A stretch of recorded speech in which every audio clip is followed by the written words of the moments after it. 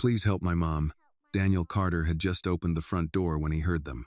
Cold air slipped into the warm foyer behind him as he looked down at the child on his steps. Daniel rested one hand against the doorframe. "Hey there," he said cautiously. "Where did you come from?" The girl pointed down the quiet street behind her. "From my house. It's 2 streets that way." Daniel glanced toward the empty road. Maple Street was completely still. Most of the houses had gone dark hours ago. Only the soft glow of his own porch light stretched across the driveway. "What's your name?" he asked. "Annie." "Well, Annie," Daniel said, keeping his voice calm. "It's pretty late for someone your age to be outside." She nodded slightly. "My mom needs help." Daniel sighed quietly. "Have you called 911? "Yes." "And?" "They said the ambulance is busy tonight." Daniel looked at her more carefully now. She didn't seem frantic, just determined. Still, the situation made him uneasy. A child showing up alone at midnight on the porch of a billionaire's home was not exactly a normal Tuesday night. "Where's your house again?" he asked. "Oak Lane." Daniel knew the area, older houses, working families. Not far, but far enough for a child to walk alone in the cold. He crossed his arms lightly. "Annie," he said gently, "the best thing you can do right now is go back home and wait for the ambulance. They'll get there." "My mom fell in the kitchen," Annie said. Daniel nodded slowly. "Right, and the ambulance will take care of that." The girl didn't move. Daniel hesitated, then shook his head. "I'm sorry," he said kindly but firmly, "but I'm not really the person you should be asking. Medical emergencies need professionals." He gave her a polite, reassuring smile. "You should head back home now, okay?" Then he gently closed the door. Inside, the house fell quiet again. Daniel stood there for a moment in the foyer.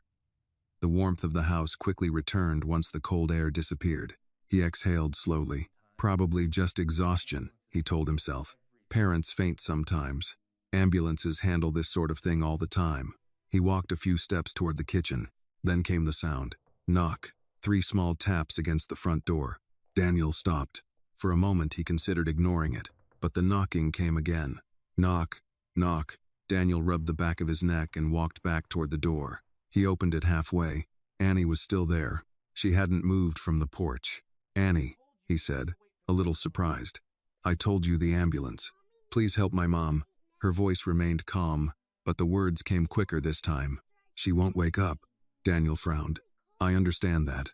But I knocked on the other houses," Annie said. Daniel paused. They didn't open. The street behind her was still empty. Dark houses, closed curtains, no lights, only his. Annie looked back at him. "Your house was the only one awake." Daniel followed her gaze instinctively toward the glowing windows behind him. He had left nearly every light on again tonight, a habit he had never thought much about. But from the street, the house must have looked like a lighthouse. He looked back down at Annie. "You walked here by yourself?" he asked. "Yes." "In the dark?" "Yes." "How far is your house?" 5 minutes. Daniel considered the situation. Closing the door again would be the logical choice. Call 911 himself. Let emergency services handle it. But Annie remained standing there as if she had already exhausted every other option. The wind picked up slightly, brushing across the stone steps. Daniel noticed something then. Her hands were folded together tightly in front of her hoodie sleeves, as if she were trying to stay warm. That quiet determination unsettled him more than panic would have. "Daniel Sehill, is she breathing?" he asked. "Yes." "Is she awake?" "No." He ran a hand through his hair. "You said Oak Lane?" "Yes." Daniel glanced once more down Maple Street. The neighborhood slept. Every door closed. Every light dark, except his. He looked back at Annie. "All right," he said finally. Daniel stepped back inside just long enough to grab his coat from the rack beside the door. He slipped it on and reached for his car keys from the table. Then he stepped outside and pulled the door closed behind him. "Show me where your house is," he said. Annie nodded. She turned and began walking down the sidewalk. Daniel followed a few steps behind. "Wait," Daniel said. Annie stopped and looked back. Daniel reached into his coat pocket and pulled out his car keys. The quiet jingle of metal broke the stillness of the night. "We're not walking," he said. "That'll take too long." Annie nodded once, as if that solution made perfect sense. Daniel stepped off the porch and pressed the unlock button on his key fob. A black SUV parked in the driveway blinked its lights and gave a soft electronic chirp. Daniel opened the passenger door. "Go ahead," he said. Annie climbed in without hesitation. Her boots left small specks of frost on the floor mat as she settled into the seat. Daniel closed the door, walked around the front of the car, and got in behind the wheel. The engine started with a low, steady hum. Warm air began flowing from the vents almost immediately. Daniel glanced at Annie while pulling his seatbelt across his chest. Which way? Annie pointed through the windshield. Down Maple Street, then left. Daniel eased the SUV out of the driveway. They drove slowly at first. Daniel kept one hand on the wheel while the other rested lightly near the gear shift. You said your house is on Oak Lane? He asked. Yes. How far? 2 streets. Daniel nodded. All right. The tires rolled quietly along the pavement. For a few seconds, neither of them spoke. The dashboard clock read 12:04 a.m. Daniel glanced sideways at Annie again. She sat upright in the seat, her hands folded together in her lap. Her hoodie sleeves hung past her fingers, and the oversized boots she wore barely reached the edge of the seat. Daniel had met many adults who handled emergencies worse than this. You said your mom fell in the kitchen? He asked. Yes. Did she say anything before that? She said she felt dizzy. Daniel turned left at the next corner. The houses began to change. Maple Street's larger homes gave way to smaller properties with narrow driveways and older siding. Some porches had chairs stacked against the walls, and several yards showed patches of winter grass where the frost had settled. A streetlight flickered above the intersection. Daniel slowed slightly. What does your mom do for work? He asked. She works nights. Where? A warehouse. Daniel nodded again. The distribution center outside town employed hundreds of workers on rotating night shifts. He knew the place. Long hours, heavy lifting, little rest. Did she eat tonight? He asked. Annie thought about it. I think she forgot. Daniel exhaled quietly through his nose. That explained more than Annie probably realized. Exhaustion could shut a person down quickly if the body had been pushed too far. Which house? Daniel asked as they turned onto Oak Lane. Annie pointed ahead. The one with the small porch. Daniel slowed the SUV. The house sat halfway down the block. A modest one-story home with pale siding and a narrow front porch supported by 2 thin wooden posts. The porch light was still on. Daniel pulled the SUV up beside the curb and turned off the engine. All right, he said. They stepped out together. The air felt colder here than it had on Maple Street. Annie hurried up the walkway and pushed the front door open. Mom? Daniel followed her inside. The living room was small but clean. A couch sat against one wall with a folded blanket draped across the back. A child's coloring book lay open on the coffee table beside a handful of crayons. The faint smell of detergent hung in the air. Annie moved quickly toward the kitchen. She's in here. Daniel stepped into the doorway behind her. The kitchen light buzzed softly overhead. A glass lay shattered across the tile floor, and beside the counter, a woman lay motionless on the ground. Daniel crossed the room immediately. Okay, let's see, he murmured. He crouched beside her and gently placed 2 fingers against the side of her neck. Pulse. Weak, but present. She's breathing, Daniel said. Annie stood quietly near the doorway. I told you. Daniel studied the woman more closely. Her skin looked pale and damp, and strands of dark hair clung to her forehead. The exhaustion in her face was unmistakable. Did she hit her head when she fell? He asked. I don't think so. Daniel carefully shifted her onto her back to make breathing easier. Good, he said quietly. He pulled out his phone and dialed 911. The operator answered quickly. This is Daniel Carter, he said calmly. I'm at a residence on Oak Lane. Adult female unconscious but breathing. Likely severe exhaustion or dehydration. The operator asked a series of questions. Daniel answered each one while watching the woman's breathing. Yes. Pulse present. Yes. Airway clear. Yes, we're inside. The operator confirmed an ambulance was already being redirected toward the address. Daniel ended the call. They're on the way, he said. Annie nodded once. Daniel glanced around the kitchen. A lunchbox sat on the counter beside a pair of worn work gloves. Several unopened envelopes rested near the refrigerator door. He had seen this pattern before. Long shifts, bills stacking up, people pushing themselves past the point where their bodies could keep up. Daniel looked back down at the woman on the floor. Something about her face seemed familiar. He leaned closer. The shape of her jaw, the arch of her eyebrows. A faint memory tugged somewhere deep in his mind. He frowned slightly. Annie, he said slowly. What's your mom's name again? Laura. Laura what? Laura Mitchell. Daniel went very still. The name struck him like a sudden echo from another life. If this moment touched your heart, take a second to like this video and tell us in the comments where you are watching from. Your support helps this story reach more people. And if you enjoy powerful stories about kindness, justice, and unexpected connections, make sure to subscribe to the channel so you never miss the next one. Laura Mitchell. He looked down at the woman again. A classroom, fluorescent lights, rows of desks, and a girl who once sat 2 seats ahead of him in high school. Daniel exhaled quietly. Laura, he murmured under his breath.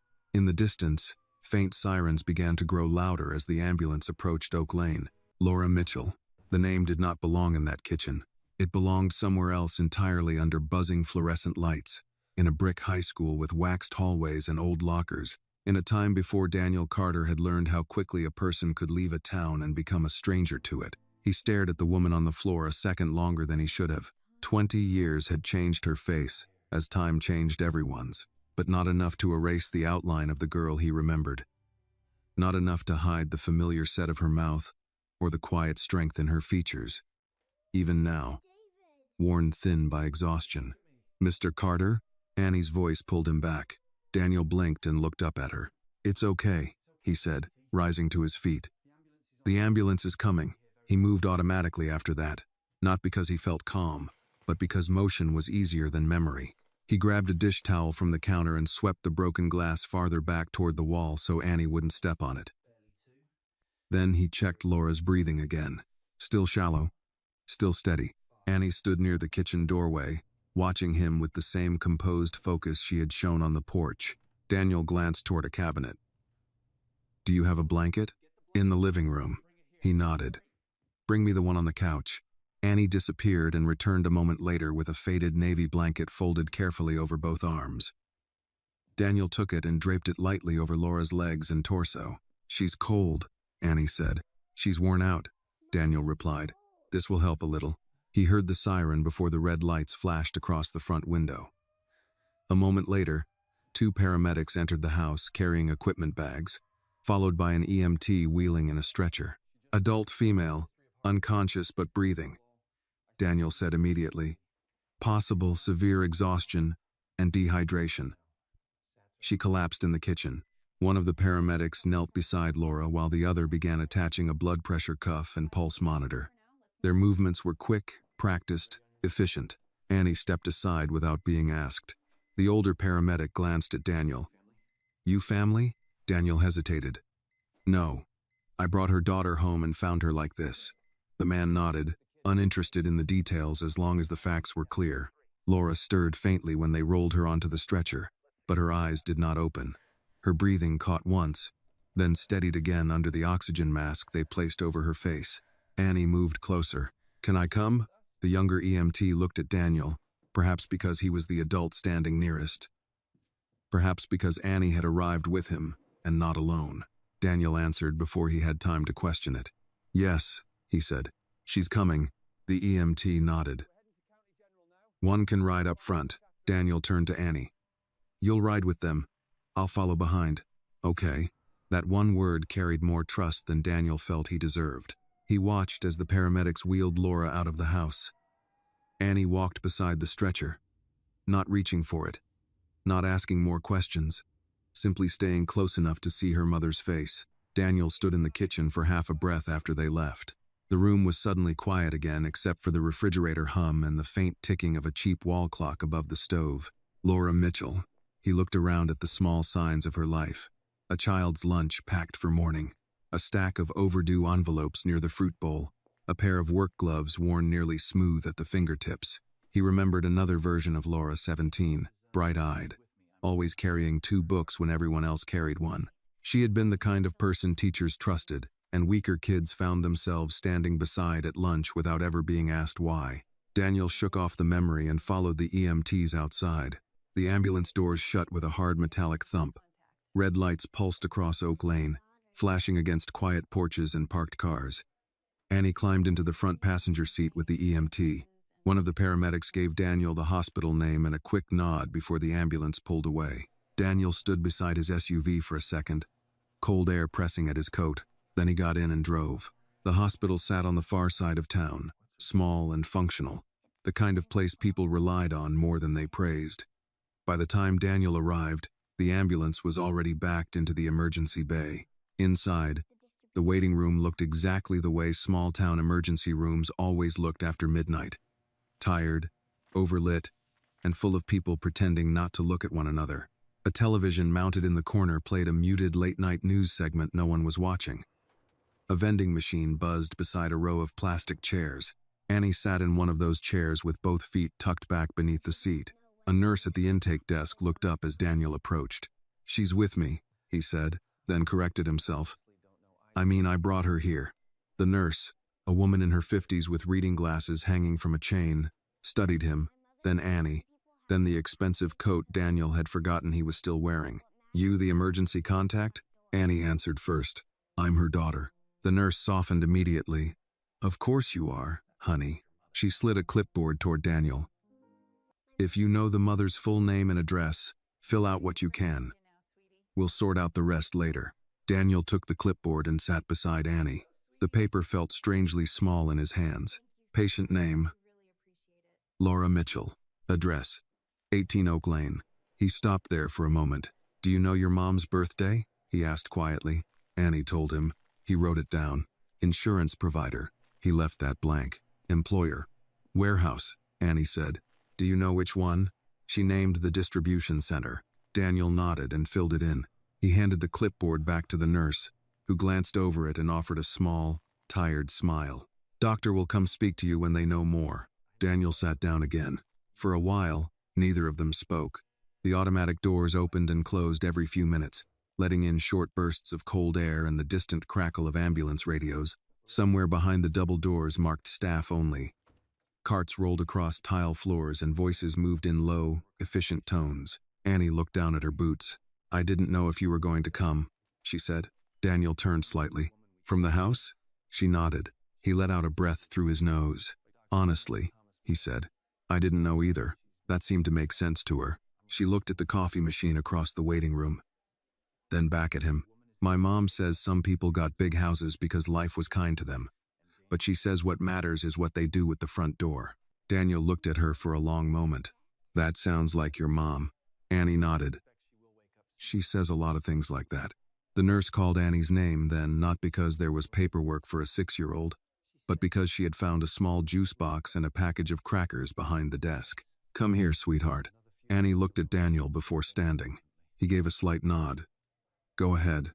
She returned a minute later, carrying both items carefully, as if they were more valuable than they really were. She sat back down and handed him the crackers first. Daniel blinked. "Those are for you." "I know," Annie said. He almost smiled. "You can keep them." She did, opening the package with determined fingers. A doctor finally stepped through the double doors at 12:51 a.m. He was middle-aged, broad-shouldered, with the deliberate expression of a man used to delivering hard truths clearly. "Family for Laura Mitchell?" Daniel rose. Annie stood with him. "I'm Daniel Carter. This is her daughter Annie." The doctor nodded once. "Miss Mitchell is stable. Severe exhaustion, dehydration, and dangerously low blood pressure. She appears to have pushed herself too hard for too long." Annie looked up. "Is she awake?" "Not yet. But I expect she will be." The little girl absorbed that quietly. Daniel asked the next question before he could stop himself. "Was it close?" The doctor glanced at him, understanding more than the words themselves. "Yes," he said. Another few hours alone at home might have ended differently. The sentence settled heavily in the space between them. Daniel thought of the door. The first refusal, the latch turning shut beneath his hand. He looked across the waiting room windows where the reflection of the fluorescent lights washed out the dark beyond. Money can build walls, he thought, but walls had a way of making a man smaller inside them. The doctor was still speaking, explaining observation, fluids, rest, possible discharge in a day or two, if Laura responded well. Daniel heard the words, but only part of him stayed with them. Another part had gone backward in time to a high school hallway, to a girl with a stack of textbooks and a voice that once told a younger, awkward version of him, "You don't have to act like being alone doesn't bother you." He had not seen Laura Mitchell since graduation, and now he was sitting in a hospital waiting room at midnight beside her daughter. Life, Daniel thought, had a strange habit of returning unfinished things. When Daniel returned to the waiting room, the clock above the television read 1:18 a.m. The late-night news had given way to an infomercial no one was watching. A man in work boots slept with his arms crossed over his chest in the far corner. An elderly woman sat beneath a pale blue blanket, her daughter rubbing slow circles over her shoulder. The coffee machine near the vending machines gave off the faint, burnt smell of coffee that had been sitting too long. Annie was still in the same chair. She had finished the juice box and crackers. The empty carton sat neatly folded on the seat beside her, her feet no longer tucked beneath the chair. She sat with her hands resting in her lap, looking toward the double doors each time they opened. Daniel sat down again. "The doctor says your mom's stable," he told her, though she had already heard. Annie nodded once. He said she pushed herself too hard. There was no blame in the child's voice, only the careful repetition of an adult sentence she was trying to understand. Daniel leaned back in the plastic chair and looked around the room. Hospitals at night had their own kind of silence. Not true silence, there were too many sounds for that. Phones ringing at desks, wheels passing over tile, doors opening, shoes squeaking, monitors chiming in distant rooms. But beneath all of it lived a shared understanding. No one was there because the day had gone according to plan. Annie looked up at him. "Are you going home?" The question was simple. Still, it held him for a second. "No," Daniel said. "Not yet." She seemed satisfied with that answer. A nurse approached from the desk holding a small folded blanket the hospital kept for pediatric visitors. She handed it to Annie with the tired kindness of someone who had done this many times before. "Here you go, sweetheart." "Thank you," Annie said. The nurse glanced at Daniel. "Miss, Mitchell will probably be out for another hour or two." "That's fine," he said. She gave a brief nod and moved on. Annie unfolded the blanket carefully and draped it across her legs. Daniel watched her do it and thought again how strangely composed she was for a 6-year-old in the middle of the night while her mother lay unconscious behind closed doors. Children were supposed to unravel in emergencies. They were supposed to ask the same question again and again. They were supposed to need constant comforting. But Annie seemed to understand that the night was already carrying enough weight, and she had chosen not to add to it. Daniel cleared his throat softly. "You did the right thing, you know." Annie turned toward him. "Coming to your house?" "Yes." She thought about it. "I didn't know if rich people answered doors." Daniel almost smiled. "Most of them probably don't. My mom says money makes some people scared of regular life." He looked at her. "She says that?" "She says if people got too much, they start protecting it more than they protect people." Daniel let the words settle. That sounded like something Laura would say. Even now, after all these years, he could hear the shape of it. She had always spoken plainly, never trying to sound smarter than she was, which only made people notice later how right she often turned out to be. He looked across the waiting room again, but what he saw for a moment was not the vending machine and muted television. It was the high school library. A cold afternoon in November, Daniel at 16, awkward and sharp in all the wrong places, sitting alone with a chemistry book he barely understood. Laura Mitchell dropping into the chair across from him without asking. "You always look like you're preparing for a trial," she had said. He had looked up then, confused. "What?" "Like the world's accusing you of something," she had replied. "It isn't." Daniel blinked and came back to the present. Annie had shifted closer to him, not enough to lean, just enough that the distance between them no longer felt formal. "What was my mom like when she was little?" she asked. Daniel let out a quiet breath. He had not expected the question, though perhaps he should have. Children gathered adults into stories the way they gathered buttons, coins, and lost crayons, small proofs that the world connected in ways they could not yet map. "She wasn't little when I knew her," he said. "But she was." He searched for the right word. "Steady." Annie waited. "She was the kind of person people trusted," he continued. "In school, there were always loud people, important people, popular people, and then there were the people everyone turned to when something really mattered. Your mom was one of those." Annie looked down at the blanket over her knees, thinking hard. "She still is," she said. The certainty in that answer landed somewhere Daniel had kept quiet for too long. "Yes," he said. "I believe that." A little after 1:40, the same doctor came back through the doors. "She's awake." Annie stood immediately. The doctor smiled at her first, then looked to Daniel. Only for a few minutes. She's weak, but alert. He led them down a bright hallway, smelling faintly of antiseptic and overheated air. The floors shone too much under the fluorescent lights. Posters about flu prevention and blood pressure screening lined the walls. Somewhere nearby, a monitor beeped in a steady rhythm. Daniel followed a step behind Annie. When they reached the room, the doctor pushed the door open gently. Laura lay propped slightly upward in the hospital bed, an IV in her arm and the pale blanket pulled up to her chest. Her face had a little more color now, though exhaustion still pulled at every feature. Her eyes moved first to Annie. "Hey, baby." Her voice was rough, little more than a dry whisper. Annie walked to the bed immediately, not rushing, not launching herself across the room, just moving with quiet relief until she could lay one hand carefully over her mother's. "I called 911, she said. "And then I went to get help." Laura closed her fingers weakly over Annie's hand. "You did exactly right." Then her eyes shifted. They landed on Daniel. For a second, there was only confusion. She was looking at a man in a dark wool coat, standing stiffly near the foot of her bed. A familiar face, altered by age, success, and years away. The lines sharper, the shoulders broader, the uncertainty better hidden. Then recognition moved slowly across her expression. "Daniel?" He stepped a little closer. "Hi, Laura. There are moments in life that do not feel dramatic while they happen. No music, no grand revelation.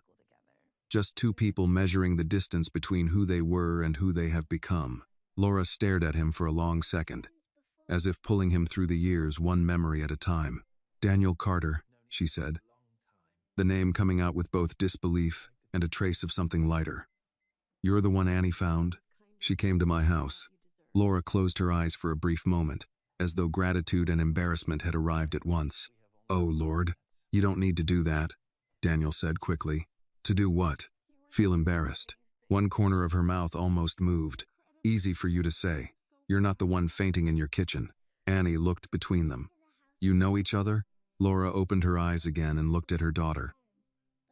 "We went to high school together."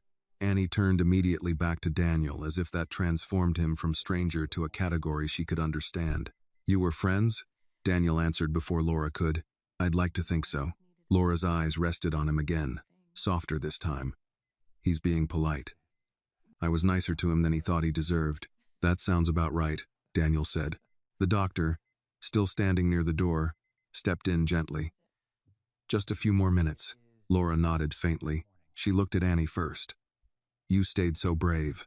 "I went to the house with the lights," Annie said, as if continuing a conversation she'd started earlier. "He said I should go home.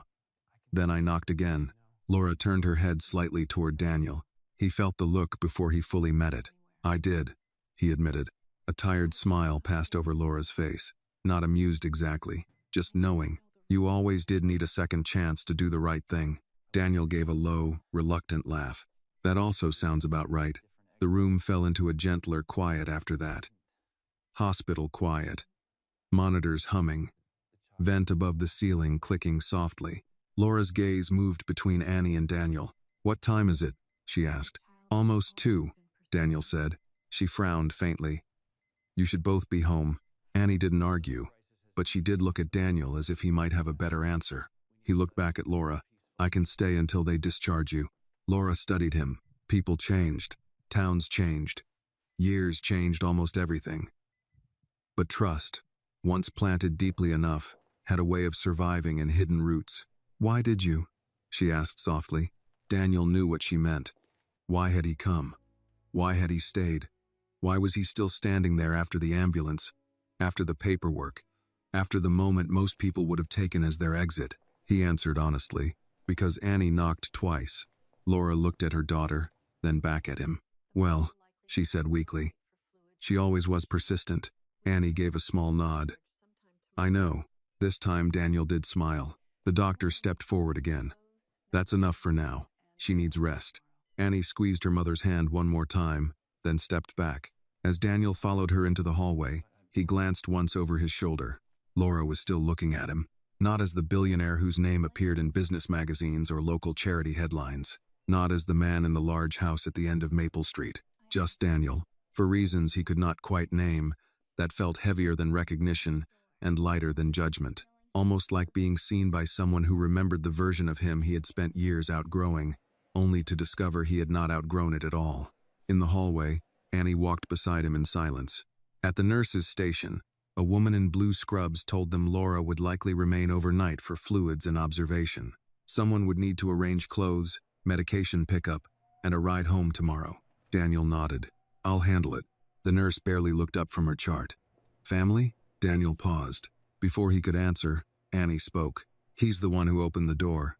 The nurse glanced at him then, really looked at him, and seemed to decide that was explanation enough. Back in the waiting room, Daniel stood near the window and looked out at the dark parking lot. Ambulance lights flashed briefly at the far curb, then vanished. His own reflection hovered faintly in the glass-expensive coat. Tired eyes. The posture of a man who had learned how to manage every room except the ones that mattered. He had come tonight because it was faster to drive than to walk. He had stayed because the child had no one else. But standing there under hospital lights, Daniel began to understand something more uncomfortable. Some doors opened into emergencies. Others opened into the parts of your life you thought were finished. By the time Daniel and Annie left the hospital waiting room, the night had settled into that strange hour when even emergency lights seemed tired. It was a little after 2 in the morning. The automatic doors opened with a tired sigh, letting out a rush of cold air sharp enough to wake the skin. The parking lot stretched under white security lights, rows of cars silvered with frost. Somewhere in the distance, a truck downshifted on the highway. Otherwise, the town had gone still. Annie walked beside Daniel in silence, the hospital blanket folded neatly over her arms. She was not dragging her feet, not asking when they would go home, not doing any of the things adults expected tired children to do. She simply kept pace, watching where she stepped. Daniel unlocked the SUV and opened the passenger door for her. Hop in. She climbed into the seat and placed the folded blanket on her lap. Daniel walked around the front of the vehicle, got in, and started the engine. Warm air began pushing through the vents. For a second, he sat there with both hands on the wheel, looking through the windshield at the empty lot. He had not planned past the hospital. Emergencies did that. They forced action first and thought later. He pulled out slowly. The town looked different on the drive back. Main Street was empty now, the diner dark, the gas station glowing like a lonely island at the corner of Route 8. The grocery store sign buzzed above an empty parking lot. Christmas decorations still hung from a few lampposts, though the holiday had passed days ago. They looked tired in the cold. Daniel glanced at Annie. Do you have anyone who can stay with you tonight? He asked. She thought for a moment. Miss Green next door helps sometimes. Is she home? I don't know. Daniel nodded once. We'll check. That was the adult answer. Practical, temporary, safe. But as he turned back toward Oak Lane, he could already feel the complication waiting for him. Laura would be in the hospital overnight. Annie was 6, and the house on Oak Lane had a broken glass on the kitchen floor, a front door left unlocked, and no guarantee that the next-door neighbor would answer in the middle of the night. He tightened his grip on the wheel. Did your mom ever tell you what to do if she had to stay at the hospital? He asked. Annie looked out the window at the passing streetlights. She said stay with someone kind. Daniel did not answer immediately. Somewhere deep in his memory, he heard Laura's teenage voice again, plain, calm, impossible to dismiss. Kindness was never weakness to her. It was responsibility with its sleeves rolled up. They turned onto Oak Lane. Laura's house sat quiet beneath the porch light. The ambulance was gone. The front yard looked exactly as it had an hour earlier, except now Daniel knew too much about what waited inside. He parked at the curb. I'm going to check next door, he said. Stay here for a second. Annie nodded. Daniel stepped out into the cold and walked to the neighboring house, a narrow place with a red front door and a ceramic wreath hanging crookedly beside it. He rang the bell once, then knocked. No answer. He waited, then tried again. A light came on in the front room, but no one approached the door. Daniel stood there another few seconds, then turned back toward the SUV. Through the windshield, he could see Annie sitting very straight in the passenger seat, hands folded over the blanket. He tried the house on the other side. This time, an older man opened the door 3 inches, chain lock still fastened. Yes? Sorry to bother you, Daniel said. I'm looking for someone who knows the Mitchell family next door. Laura Mitchell was taken to the hospital tonight. The man looked past Daniel toward the curb, then back again. I know who she is. Do you know if there's someone nearby who can stay with her daughter tonight? The man's face shifted into the polite discomfort of someone already preparing to say no. My wife's not well. We can't really take on. That's all right, Daniel said, stopping him before the apology had to work harder. I understand. He stepped away from the porch. That left the facts plain and unpleasant. A 6-year-old girl could not stay in the house alone. He could call social services, of course. The police. Some emergency after-hours placement system designed for exactly these moments. But the thought landed wrong. Too cold. Too institutional. Too easy to justify from the outside. He walked back to the SUV and got in. Annie looked at him. Miss Green didn't answer? No. She waited. Daniel stared through the windshield at Laura's house. The porch light threw a pale yellow square across the steps. Somewhere inside, the kitchen clock would still be ticking. The lunchbox still sat on the counter. The work glove still waited beside the unopened mail. He could hear his own mind beginning its usual arguments. This is not your responsibility. You have already done enough. There are proper channels for things like this. All true. And yet there sat Laura Mitchell's daughter in the passenger seat of his car, trusting him because his lights had been on. Daniel let out a slow breath. Annie, he said, turning slightly toward her. Your mom is going to be at the hospital for several hours. Maybe until morning. I know. I don't think you should stay here by yourself tonight. I know. The matter-of-fact way she said it made him almost smile despite himself. He rubbed a hand across his jaw. I can take you back to my house until we hear from the hospital. She looked at him for a long second, not surprised, just considering. Will there be food? Daniel blinked. Yes. Okay. It was the most reasonable acceptance of an emergency arrangement he had ever heard. He started the car again. As they drove back toward Maple Street, Daniel realized how long it had been since another person had come home with him unexpectedly. Years. Certainly. Long enough that the idea of someone small and awake under his roof at this hour felt less like charity and more like a disruption to a carefully managed system. His house had been designed for order. Shoes stayed by the front entrance. Mail went in one tray. Meetings happened in glass offices downtown, not in kitchens. Children did not wander in at 2:30 in the morning asking practical questions. Yet when they pulled into the driveway and the house rose ahead of them in warm light, something about the site had changed. It no longer looked merely expensive. It looked useful. Daniel parked and got out. This time he did not have to tell Annie where to go. She followed him up the front steps while he unlocked the door. Warmth moved over them the moment they entered. The foyer glowed softly.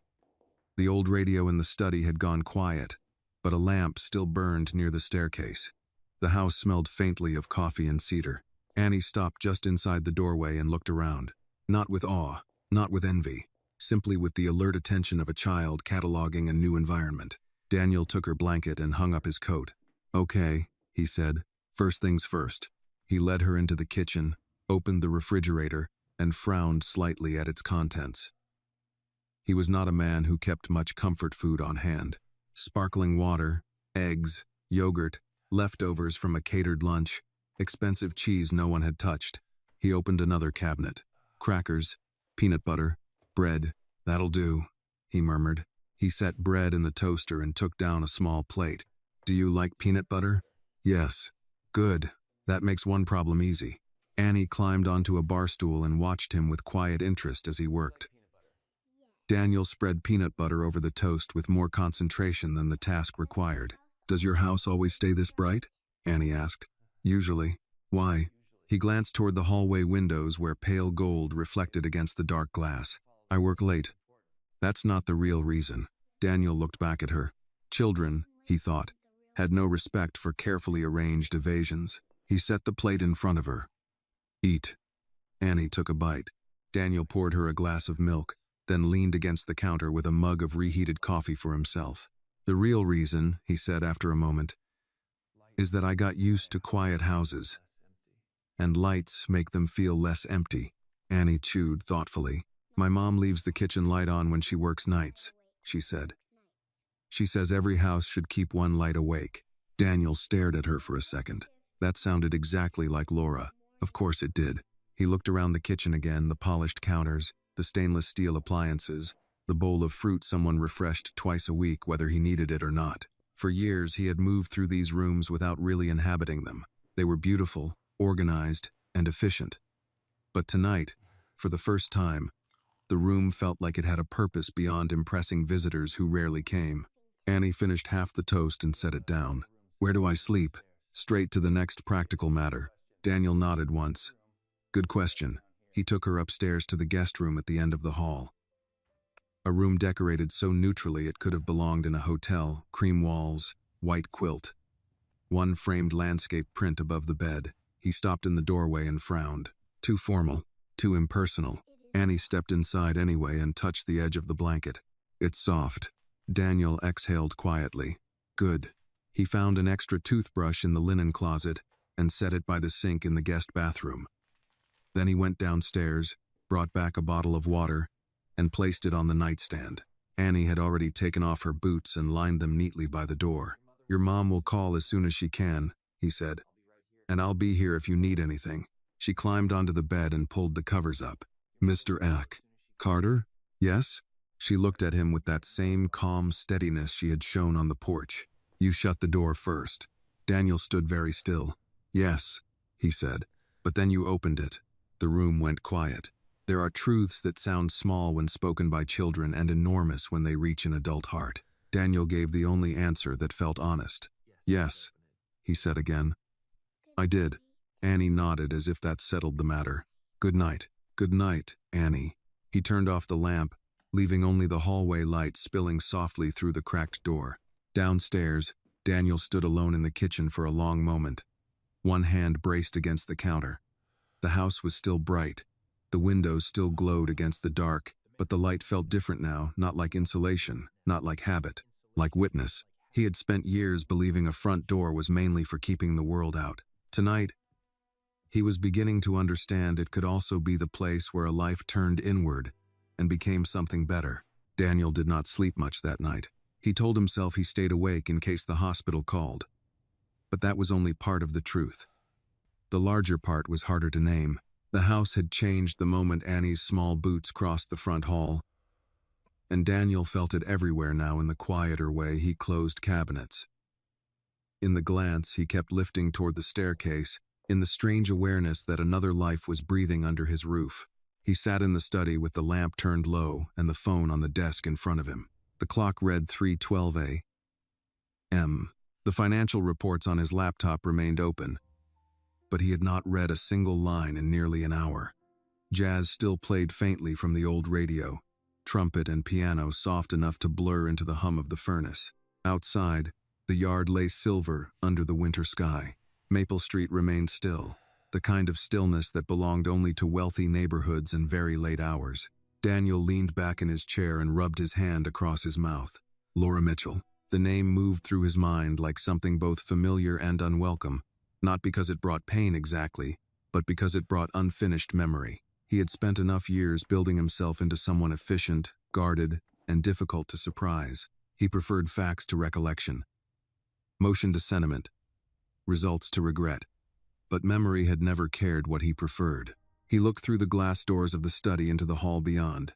Upstairs, the guest room door stood closed, a narrow line of shadow beneath it. Annie had asked no questions after he left her there. No request for a stuffed animal. No fear of strangers. No call into the night asking if her mother would be all right. She had simply accepted the room as she had accepted everything else tonight, as the next thing that needed doing. That, more than anything, unsettled him. At 6, children were supposed to lean on adults. Annie moved through the world as if she had already learned that leaning was a luxury. Daniel stood and crossed to the window. From here, he could see the front gates and the empty road beyond them. He had once liked the house because nothing arrived uninvited. Tonight, that same privacy felt less like comfort and more like accusation. "You shut the door first." He could still hear Annie's voice saying it upstairs, not hurt, not angry, simply true. "Yes," he murmured to the dark glass. "I did." And then, he had opened it. He stayed by the window until the phone rang at 3:41. Daniel crossed the room at once and picked up on the second ring. "This is Daniel Carter." "Mr. Carter? This is Street Andrews Regional. I'm calling about Laura Mitchell." His shoulders tightened before the nurse had even finished the sentence. How is she? She's stable, resting now. Her blood pressure has improved with fluids, and the doctor expects she'll be discharged later this morning if she continues like this. Daniel exhaled. Not relief exactly. Relief had warmth to it. This felt more like the loosening of a fist he had not realized he was making. Can she take a call? Not yet. She drifted back to sleep. That's fine. There was a short pause. We also wanted to confirm that Annie is safe. Daniel looked toward the ceiling. She's here with me. Good, the nurse said, and the single word carried more gratitude than the hospital had any reason to give him. Miss Mitchell was worried about that before she fell asleep. Daniel thanked her, hung up, and stood with the phone still in his hand. Safe. It was an ordinary word, but tonight it seemed to gather weight wherever it landed. He went upstairs a few minutes later and opened the guest room door carefully. Annie had pushed the blanket down in her sleep and turned slightly onto her side. One hand rested open against the pillow. The hallway light washed softly over the bed, leaving the rest of the room in shadow. Daniel stepped in quietly and pulled the blanket back over her shoulder. She did not wake. For a second, he simply stood there, looking at the child who had crossed town alone because her mother had fallen, and the ambulance was late, and every other porch light had gone dark. Daniel left the room and closed the door halfway. He went back downstairs and stayed awake until dawn. Morning arrived slowly, as winter mornings did in small northeastern towns. The sky outside the kitchen windows turned first from black to charcoal, then to a thin, washed gray. Frost clung to the lower edges of the glass, tracing pale, fern-like patterns against the light. The furnace clicked on again. Somewhere down the street, a delivery truck rumbled past. Daniel stood in the kitchen making coffee when he heard small footsteps on the stairs. He turned. Annie came down one careful step at a time, one hand sliding along the banister. She was wearing the same oversized hoodie from the night before, the sleeves still hanging over her hands. Her hair had loosened further in sleep. Good morning, Daniel said. Morning. Her voice sounded a little rough with sleep, but otherwise she seemed exactly as composed as she had been at midnight. Did you sleep all right? Yes. Daniel poured coffee into his mug, then paused. Do you eat oatmeal? Annie considered the question seriously. Yes. Good. He had not made oatmeal for another human being in at least 10 years, possibly longer. He found a saucepan, added water, oats, a pinch of salt, and stood at the stove stirring while Annie climbed onto the same bar stool she had used the night before. The kitchen felt different in daylight, less dramatic, less protective. It showed its real proportions, then the wide marble island, the polished wood floors, the expensive appliances no one had ever learned to use with affection. Sunlight, pale and thin, rested across the counter near Annie's elbows. Daniel glanced at her. The hospital called. She looked up immediately. Your mom's doing better. Annie nodded once. Her shoulders lowered just slightly, as though a weight had shifted position even if it had not disappeared. Can we see her? Yes. Later this morning. He spooned the oatmeal into 2 bowls before realizing he had automatically made one for himself too. Annie watched as he set hers in front of her and added brown sugar from a ceramic jar near the stove. Do you want raisins? Yes. He added raisins. They ate in a quiet that did not feel awkward. The sort of quiet older people understood, the kind that came not from lack of words, but from the absence of any need to force them. Daniel had spent years in rooms where silence meant competition, discomfort, or judgment. This felt different, simpler, shared. Annie looked around the kitchen between bites. Did you grow up in a house like this? Daniel gave a quiet huff that almost passed for a laugh. No. Was it smaller? Much. How much? He leaned back against the counter with his coffee. Small enough that if someone sneezed in the front room, the whole house said, "Bless you." That earned him the faintest hint of amusement on Annie's face. My mom says small houses make close people. That sounds like your mom. Annie stirred her oatmeal slowly. Were you rich when you were little? No. That answer came easier than he expected. I grew up in a house a lot more like yours than this one. She looked at him carefully, as if measuring the distance between the truth and the polished world around him. Then how did you get this house? Daniel took a sip of coffee, buying himself a second. I built a company, then I sold it. That's it? He blinked. Well, no. There was a lot of work in the middle. Annie nodded as if she had suspected as much. You knew my mom before the house? Yes. In school? Yes. What was she like? The question came again, but it landed differently in the morning light. Daniel looked toward the window. He remembered Laura at 17 with the sleeves of a denim jacket rolled to her elbows, standing beside a cafeteria table, while two boys laughed at the shoes Daniel wore because they came from a clearance rack. He remembered her looking at them, then at him, and saying in that plain, unimpressed voice, "If cheap shoes bother you, try buying some character." The boys had shut up. Daniel had pretended it did not matter. Laura had sat down beside him anyway. She was brave, he said at last. Annie's spoon paused. She didn't always make a big show of it. She just did the right thing when something needed doing. Annie seemed to think that over. Then she nodded, satisfied. That sounds right. Daniel looked down at his coffee. Funny, he thought.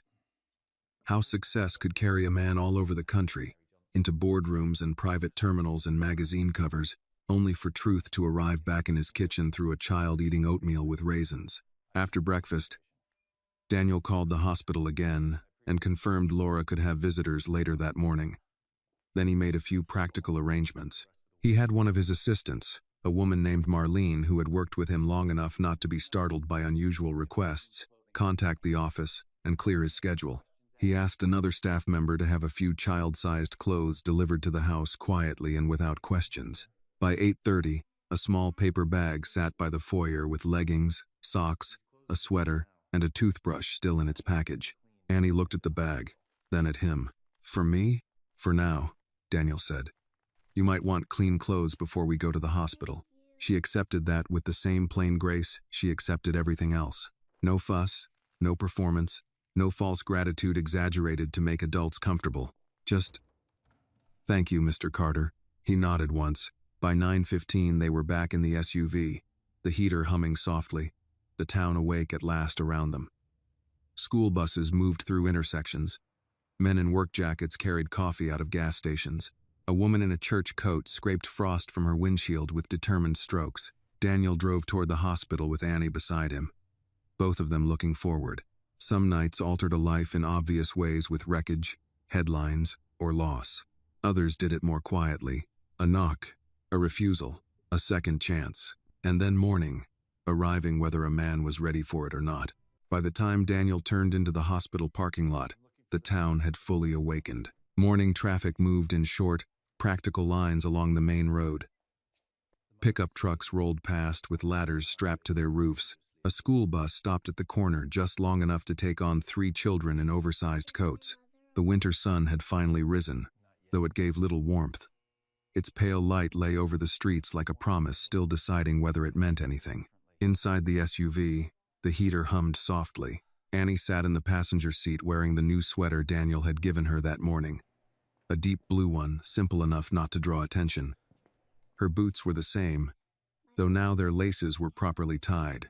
She held the seatbelt with one hand as if it anchored more than just her body. Daniel parked near the entrance and turned off the engine. Ready? He asked. Annie nodded once. They walked through the automatic doors together. The hospital looked different in daylight. Less mysterious, less forgiving.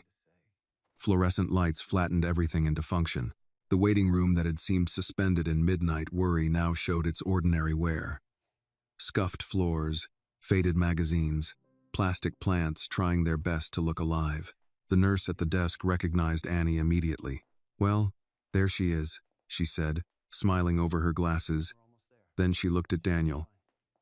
And you came back. Daniel wasn't sure what answer that deserved. We're here to see Laura Mitchell. The nurse checked the screen in front of her. Room 214. She's been asking for the little one. Annie was already looking toward the hallway. The elevator ride to the second floor was quiet. Daniel stood with his hands in his coat pockets, listening to the soft mechanical hum as the car rose. Annie watched the floor numbers light one by one above the door. At room 214, Daniel stepped aside and let Annie enter first. Laura was awake. She sat propped up in bed, her dark hair brushed back now, though exhaustion still rested across her face like a shadow that had not finished leaving. The IV remained in her arm. Her color had improved, but not by much. She looked like a woman held together by will and not enough sleep. The moment she saw Annie, Something in her expression eased. "There's my girl." Annie crossed the room quickly then, placing one hand against the blanket near her mother's arm. "I had oatmeal," she said. Laura smiled, the kind of smile only mothers give children when the details are far less important than the fact that they are there to tell them. "Did you? With raisins?" "Well," Laura said, glancing briefly at Daniel now standing near the door. "That sounds fancier than what I usually manage." Daniel gave the smallest lift of one shoulder. "It was instant oatmeal. Let's not oversell it." Laura let out a weak laugh, then winced slightly at the effort. Even that brief sound seemed to change the room. Laughter in a hospital did not erase anything, but it reminded everyone present that the patient remained a person and not just a condition. Daniel stepped a little farther inside. "How are you feeling?" Laura looked at him in that direct way he remembered from school, the expression of someone too tired for performance and too honest for evasion. "Like my body filed a formal complaint." "That sounds about right," he said. The doctor arrived a few minutes later, carrying a tablet and the unhurried expression of a man who had delivered the same explanation many times. He introduced himself again for Daniel's sake, then reviewed Laura's condition. Severe exhaustion, dehydration, low blood pressure, and what I'd call prolonged physical overextension, he said. No sign of stroke, seizure, or cardiac event, which is the good news. Laura folded her hands lightly over the blanket. "And the bad news?" The doctor looked at her over the edge of the tablet.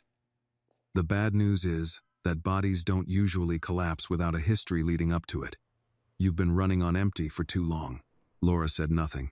The doctor continued in the calm, plain-spoken way older physicians sometimes used when they knew charm was less useful than respect. "You need rest. Real rest. Not a long nap followed by another double shift. Fluids, meals, follow-up blood work, and at least several days away from physical labor." Laura's mouth pressed into a line. "I can't afford several days." The doctor did not argue the point, because people like him understood that reality better than younger doctors sometimes did. "What you can't afford," he said quietly, "is another collapse." He left them with discharge instructions to be finalized by noon if Laura's blood pressure remained stable. The room fell quiet after he went. Laura stared at the blanket over her lap, as if the folds in it were somehow easier to face than the truth sitting in the room around her. Daniel had seen that look before. In men after layoffs, in women after funerals, in himself, once or twice, though never where anyone could watch for long. Finally, Laura said, "Annie, honey, would you go sit by the window for a minute?" Annie looked from her mother to Daniel, then obeyed without question. When the child had settled into the chair by the window, Laura turned back to Daniel. "I need to say thank you before anything else." "You don't." "Yes, I do." Her voice remained soft but steady. "You drove her here. You stayed. You brought her home with you." She paused. "And you came back." Daniel looked at the foot of the bed instead of directly at her. "She came to my house. That doesn't mean most people would have done what you did." He almost said, "Most people wouldn't have shut the door first either." But Annie was in the room, and Laura looked too tired for confessions that changed nothing. Instead, he said, "She handled the night better than most adults would." A shadow of pride moved through Laura's expression. "She's had practice being brave when I wish she didn't need it." Daniel glanced toward the window. Annie sat quietly, looking out over the parking lot, giving the adults privacy with a grace that should not have been necessary at her age. Laura followed his gaze. "I hate that she had to go looking for help. She found it." "On the second try," Laura said. There it was. Not accusation, not even reproach, just truth, spoken plainly the way she had always spoken it. Daniel met her eyes then. "Yes." Laura studied him for a moment longer, then gave the faintest nod as if to say the admission mattered more than any excuse could have. "I remember that about you," she said. "What? You usually got where you needed to go." Her lips curved slightly. "You just didn't like anybody noticing the first turn was wrong." Daniel let out a quiet breath that might have become a laugh under easier circumstances. "That sounds like something a 17-year-old version of you would say in a hallway. I was wiser at 17 than I am now." "I doubt that." Laura leaned back against the pillow, and the humor softened from her face. "Daniel, I really can't miss too much work." He didn't answer immediately. The old instinct in him, the businessman's instinct, wanted details, numbers, a clean summary of facts before he committed to anything. But another instinct had taken root during the night. Older, perhaps. Less efficient, more human. "How many jobs are you working?" he asked. Laura hesitated just long enough for him to know the answer would be bad. 2. Sometimes 3 shifts if the weekend cleaning work comes through. Daniel looked at her. "The warehouse?" She nodded. "Night shift loading manifests and repacking returns." "And the other?" "Cleaning offices 3 evenings a week, sometimes more." She gave a tired shrug. "It adds up slowly." He looked around the room. The hospital bed, the thin tray table, the paper cup of water untouched beside it. "Does it?" The question wasn't cruel, but it was sharp enough to land. Laura did not flinch from it. "No," she said. "Not really, but it keeps the lights on." Usually. Outside the window, morning light fell across the parking lot in pale stripes. Nurses crossed between buildings with takeaway coffees in hand. A maintenance worker pushed a cart past a bank of shrubs trimmed too precisely to be natural. Daniel thought of his own house then. The endless light, the stocked kitchen, the rooms no one used. He thought of the kitchen on Oak Lane with its cracked tile, broken glass, work gloves, and overdue bills stacked by the refrigerator. Success doesn't mean much, he thought, if all it does is separate you from the people who once taught you what mattered. Annie turned from the window then and came back to the bed. "Are we going home today?" Laura touched her daughter's hand. "I think so." Annie nodded, accepting the answer. Then she looked at Daniel. "Will you drive us?" The question entered the room so naturally that none of them spoke for a second. Daniel answered first. "Yes," he said. "I will." Laura looked at him. And this time, what passed between them held more than gratitude. It held recognition, too, not of fame or money or the polished version of Daniel Carter the town knew from newspaper profiles, but of a boy she had once defended, and a man who, despite years of distance, still recognized a knock when it mattered. There are old connections that disappear with time, and there are others that wait quietly beneath the surface until one long night, one hospital room, one child's voice brings them back into the light. Daniel drove them home just after noon. The discharge process had taken longer than anyone wanted. Hospitals moved at 2 speeds, urgent and slow, and once Laura Mitchell had been deemed no longer urgent, the morning became a procession of forms, instructions, prescription slips, and careful reminders delivered by people in scrubs who had seen too many patients promise rest with no real intention of taking it. Now Laura sat in the front passenger seat of Daniel's SUV, one hand resting lightly near the seatbelt, the other holding a white pharmacy bag in her lap. Annie sat in the back, unusually quiet, as if the last 12 hours had finally begun settling into her bones. The town outside moved through an ordinary weekday rhythm. A man in a reflective vest carried boxes into the hardware store. Teenagers in varsity jackets crossed the street outside the diner, laughing too loudly for winter air. A church sign on the corner announced a food drive and next Saturday's pancake breakfast. Nothing in the streets suggested that one woman had collapsed in her kitchen the night before, or that a 6-year-old had walked alone through the dark because the adults around her had stayed behind closed doors. That, Daniel thought, was one of the strangest things about suffering. The world rarely paused for it. "How's the dizziness?" he asked, keeping his eyes on the road. "Better," Laura said. "Not gone. Better. That's something." "It is." Her voice had more strength in it than it had that morning. But fatigue still lay under every word like a second tone. Daniel could hear it easily now. Years in business had taught him how to detect weakness in negotiations, uncertainty in pitch meetings, false confidence in public statements. But human exhaustion had its own sound. He heard it in single mothers, factory men, widowers, teachers near retirement, people who kept going because stopping was not built into the budget. Laura turned the pharmacy bag once in her hands. "I really do appreciate this," she said. Daniel glanced at her, then back to the road. "You've said that. I know. I'm saying it again." A pause settled between them. Not uncomfortable, just careful. Then Laura added, "Annie told me you let her stay in your guest room." "I had a guest room. Most men in your position would have had their assistant find a charity hotline and considered it compassion." "That sounds like a criticism wrapped as a compliment." Laura gave the faintest smile. "You always could hear those." Daniel almost smiled too. In the back seat, Annie spoke up. The bed was soft. Laura turned slightly. "Was it? And he makes oatmeal." Daniel said. Let's not make me sound more domestic than I am.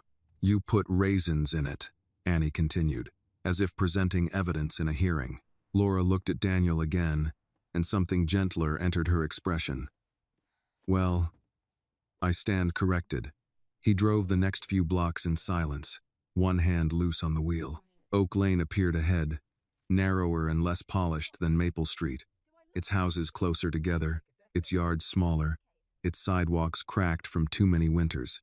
The difference between neighborhoods in a town like this was never just money. It was how long people expected things to last. Roofs, cars, marriages, knees, hope. Daniel pulled up in front of Laura's house and put the SUV in park. Take it slow getting out, he said. I'm not 90. No, he said. But you did fall unconscious in your kitchen.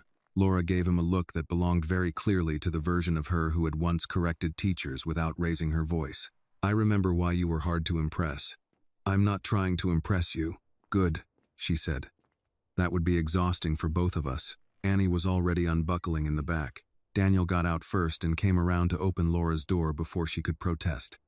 She accepted the gesture with the restrained dignity of a woman too tired to waste energy resisting practical help. The house looked smaller in daylight than it had the night before. The front steps needed repainting. One shutter leaned slightly away from the siding. The porch light, still on though noon had come and gone, made the place look like it had forgotten how to stop waiting. Daniel walked ahead and opened the front door. Inside, the air carried the stale quiet of a home abruptly left. The kitchen still bore signs of the collapse. The chair knocked slightly off angle. The dish towel Daniel had used, the neat pile of swept glass near the baseboard. Morning light came through the thin curtains and showed everything plainly. Laura stopped in the doorway of the kitchen and stared. This is embarrassing. No, Daniel said. It's a kitchen. She looked at him, then down at the broken glass. It's a kitchen that tells on me. Annie moved to her mother's side. Daniel set the pharmacy bag on the counter and crouched near the floor. Do you have a dustpan? Under the sink. He found it, gathered the remaining shards, and carried them to the trash while Laura lowered herself slowly into one of the kitchen chairs.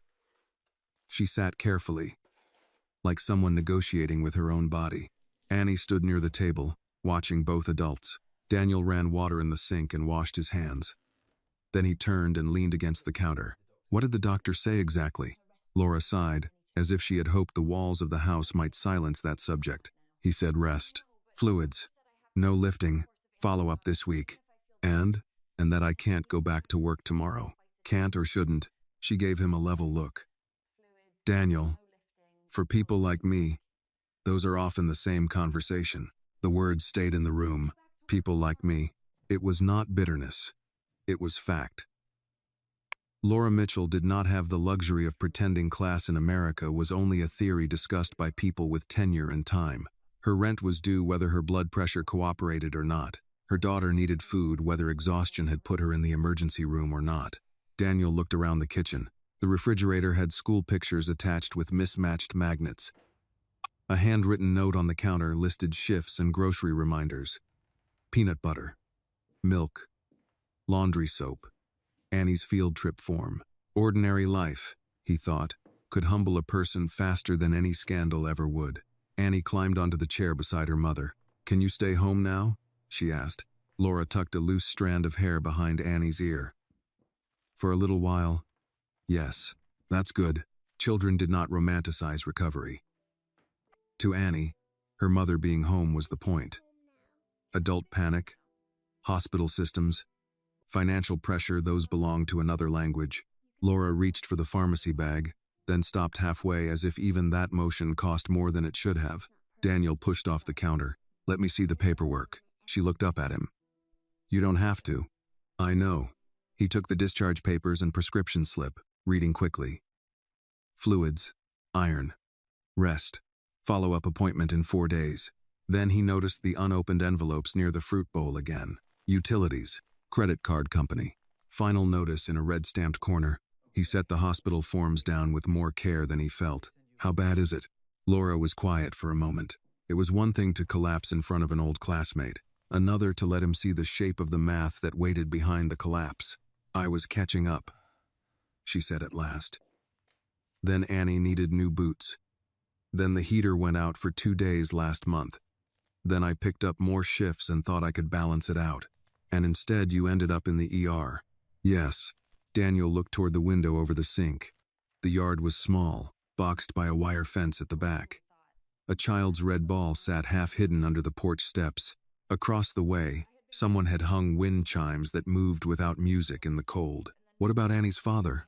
He asked. Laura's answer came gently, without drama. He died when she was 2. Daniel nodded once. I'm sorry. I know. That was another thing age taught decent people. Not every sorry needed elaboration. Annie traced one finger over a knot in the wooden table. My mom says we're okay. Laura touched the child's shoulder. We are okay. Daniel believed she meant it. And perhaps that was what moved him most. Laura did not mistake hardship for collapse. She still insisted on dignity in the middle of strain. She still chose her words the way older Americans often did. When life had taken enough from them, they did not hand over self-respect unless the price became unavoidable. Daniel looked at the counter again, then at Laura. What if you actually rested?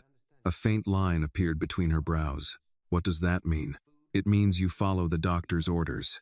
Not the version working people translate them into. The real version. Food. Sleep. No warehouse. No office cleaning. No pretending your body didn't just send up a flare. Laura let out a breath that held almost no humor. And with what money? There it was at last. The center of the thing. Not the hospital. Not the fall. Not even the night itself. Money was never just money in a house like this. It was medicine and rent and groceries and whether a woman stood up too fast because she had to keep moving. Daniel heard his own voice before he had fully arranged the sentence. I'll take care of the immediate bills. The kitchen went still. Even Annie looked up. Laura stared at him as if she had not heard correctly. Daniel, I'm not offering pity. That's good, she said quietly. Because I don't take it. I know. He held her gaze. I'm offering help. She looked away first, not in shame, but in caution. People who had needed help too often learned to inspect it before touching it. Free things could come with hooks. Kindness could turn into ledger entries. Gratitude could be treated like a debt that matured with interest. I can pay you back, she said. Daniel almost answered automatically. Take your time, no rush. We'll work something out. But he stopped himself. Laura would hear condescension in those phrases even if he did not mean it. Instead, he said, We'll decide that later. She looked back at him. It was not yes, but it was not no. Annie, sensing something important had happened in a language built for adults, reached for her mother's hand. Daniel picked up the prescription slip. I'm going to get these filled and bring back groceries before evening. Laura straightened a little in the chair. Daniel, that's already too much. No, he said. Too much was your daughter walking alone at midnight. The sentence landed harder than he intended. Laura lowered her eyes for a moment. When she looked up again, she seemed older and somehow steadier at the same time. Then let me say this plain, she said. Thank you. Not because I'm helpless. Not because you owe me from high school. Thank you because you chose to show up. Daniel nodded once. For older people, gratitude spoken plainly carried more weight than any dramatic display. It came from the part of life where pride and humility had finally stopped fighting long enough to shake hands. He headed for the door, then paused and looked back. Annie sat beside her mother in the small kitchen where a night of fear had turned into afternoon light. Laura looked tired, proud, and very near the edge of whatever strength she had left. The house itself still needed fixing in a dozen ordinary ways, but it no longer looked abandoned to its own struggle. Maybe that was what help really did, Daniel thought. Not rescue, not erase, just keep a person from facing the next hour alone. Daniel did not realize how many things a house could need until he began buying them for someone else. The pharmacy came first. He drove from Oak Lane to Main Street with Laura's prescription slip folded in his coat pocket, and a list forming in his head almost faster than he could arrange it. Medication, electrolyte drinks, soup, bread, fruit, something Annie would actually eat, something Laura could warm up without standing long at the stove, then maybe a space heater for the kitchen, because the air in that house had carried the thin bite of a heating system doing only half its job. At the pharmacy counter, the woman in blue scrubs recognized him from the newspaper, then made a visible effort not to act as though she had. Daniel appreciated that more than he would have at 30. "These will take about 20 minutes, she said. "That's fine." He waited near a display of over-the-counter cold medicine and travel-sized toiletries, hands in his coat pockets, listening to the soft beeping of scanners and the low conversation of people collecting ordinary necessities. A man in a feed store jacket argued gently with a toddler over a packet of gummy vitamins. An older woman asked the cashier where the arthritis wraps had been moved. Life kept on in all its small errands and aches, regardless of who had fainted in a kitchen the night before. Daniel thought of Laura sitting at the table on Oak Lane, shoulders squared even in exhaustion. "Thank you because you chose to show up." It was a simple sentence. But simple sentences were often the ones that lasted. He picked up the prescription bag when it was ready and drove to the grocery store. The place smelled of coffee from the in-store cafe and the faint sweetness of overripe bananas. Mid-afternoon shoppers moved with the steady pace of people who knew exactly what their budgets could tolerate. Daniel took a cart and stood for a second under the fluorescent lights, strangely uncertain. He was very good at large decisions. Acquisitions, staffing, restructures, contracts worth millions. Those things never confused him. But standing in aisle 3 deciding whether a 6-year-old might prefer apple slices or clementines felt oddly consequential. He started with practical things: chicken noodle soup, saltine crackers, whole grain bread, milk, eggs, oatmeal, peanut butter, tea. Then he added things that felt less clinical. A rotisserie chicken still warm under its plastic lid, fresh blueberries, string cheese, a box of macaroni Annie could manage if Laura needed to rest, a small jar of strawberry jam.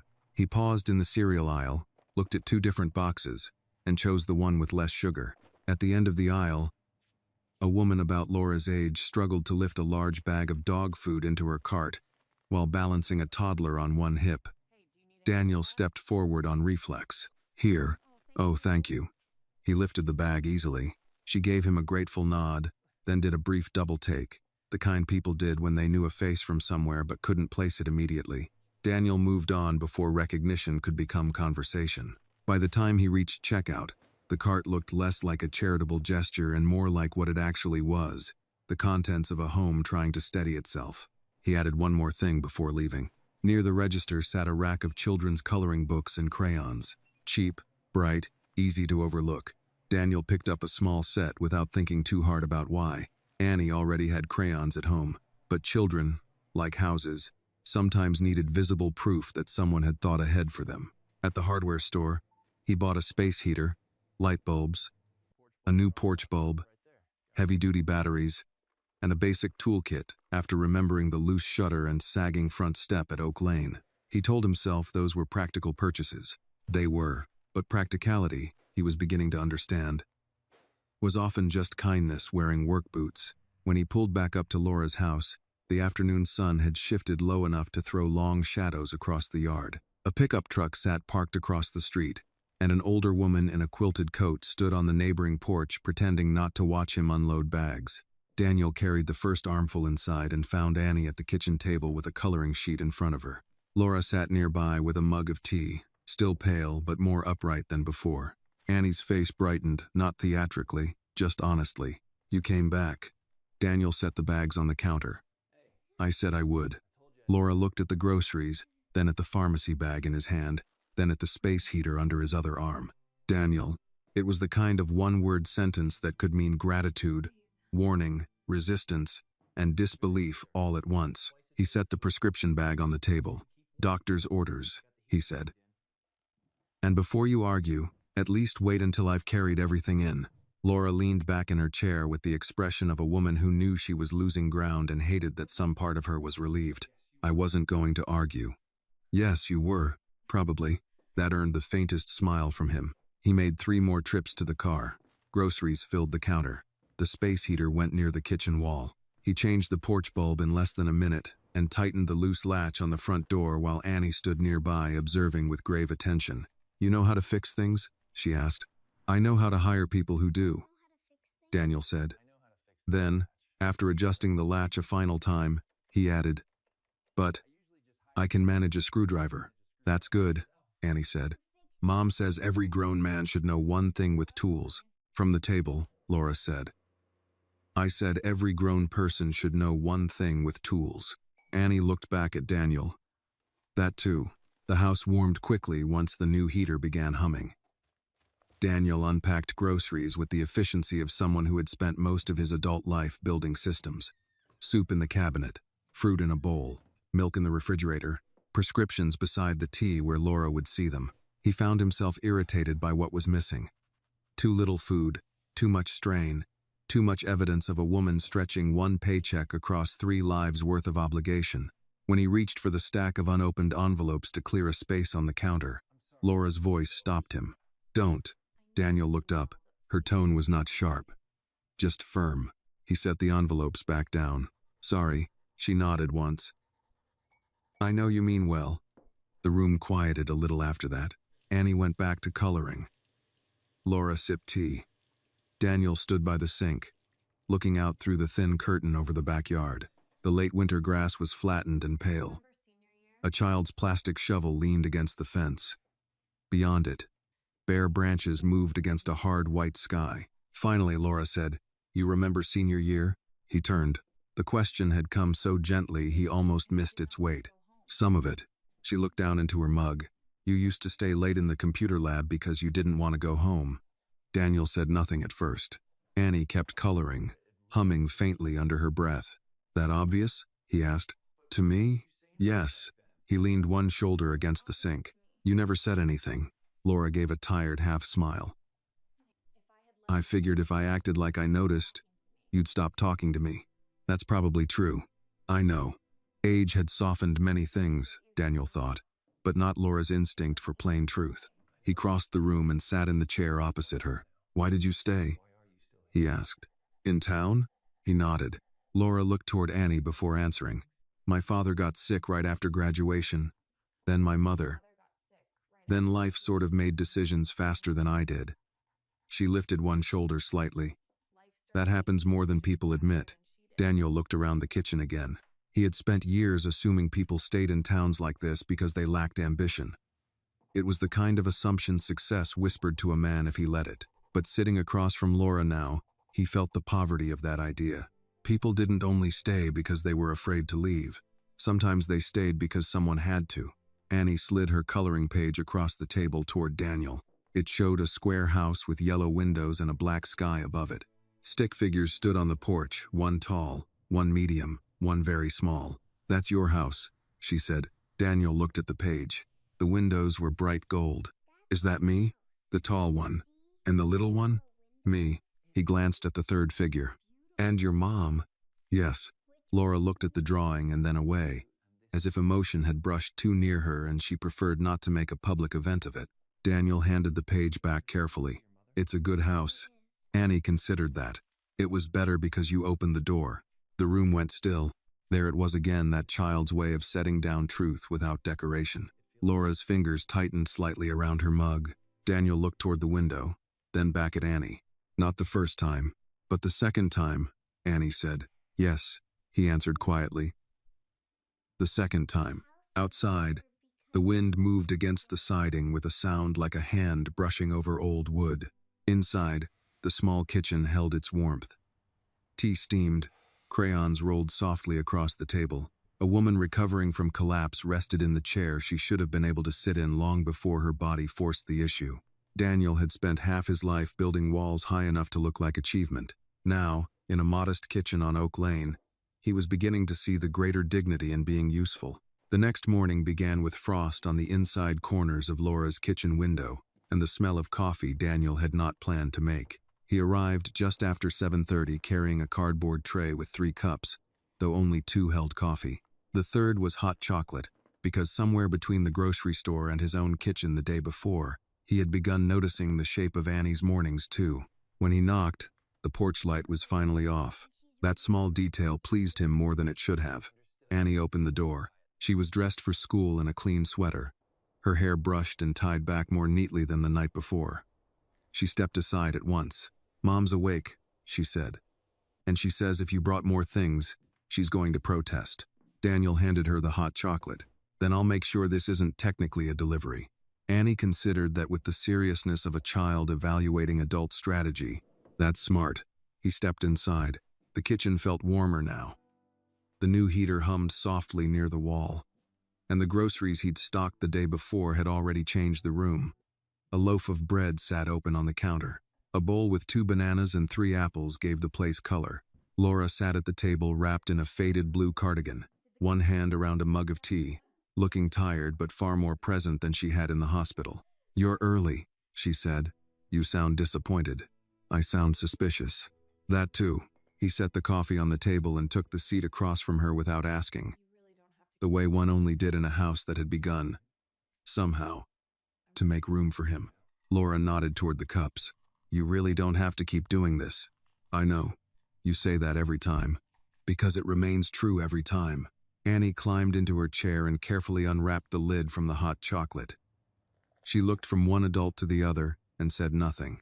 Daniel had started to suspect she understood more about tone than either of them meant to reveal. Laura took a cautious sip of coffee, and Daniel watched some of the strain leave her face on instinct alone. "That good?" he asked. She looked down at the cup, then back at him. "It's coffee I didn't have to make after sleeping more than 4 hours.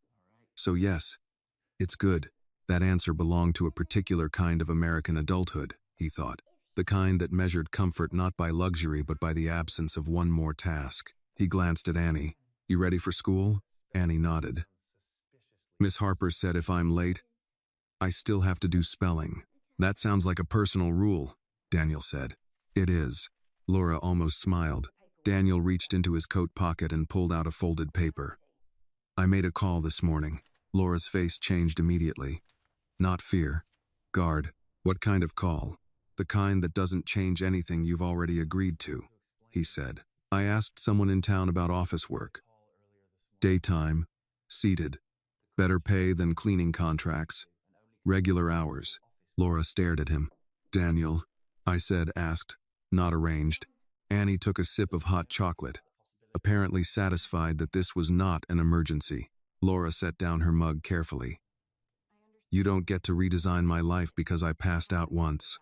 "No," he said calmly, "but I can mention an opening when I hear about one." She held his gaze. This was where many people went wrong with help. They mistook urgency for authority. They assumed generosity gave them editing rights over another person's dignity. Daniel knew that, or was at least trying to. "I'm not trying to manage you," he said. "I'm trying to widen the hallway a little. That's all." The tension in Laura's shoulders eased a fraction. "That line would have worked on me in high school too," she said. "It probably would have taken me 3 tries back then." 4. He accepted that with a small nod. Annie slid off her chair. "I need my library book." "It's in your backpack," Laura said. "No, that's the red one. I need the dinosaur one." She disappeared down the hallway before either adult could respond. Daniel looked at Laura. "How are you really?" She leaned back in her chair, tired enough to answer honestly. "Still weak. Still embarrassed. Still trying to calculate how long I can afford to obey my doctor." He nodded. "And how long is that? If the electric bill takes its usual amount and nothing else breaks this month?" "Maybe 5 days." Daniel glanced toward the stack of mail on the counter. He had respected her boundary yesterday and left the envelopes untouched. But boundaries did not erase what they represented. Laura followed his gaze. "I know what those are," I assumed. She looked down at her hands, then out the window for a moment. The morning light lay thin across the backyard fence, catching on frost that had not yet melted in the shade. "When my husband died," she said quietly, "I learned something nobody tells you when you're young." Daniel said nothing. "They tell you grief is emotional. It is.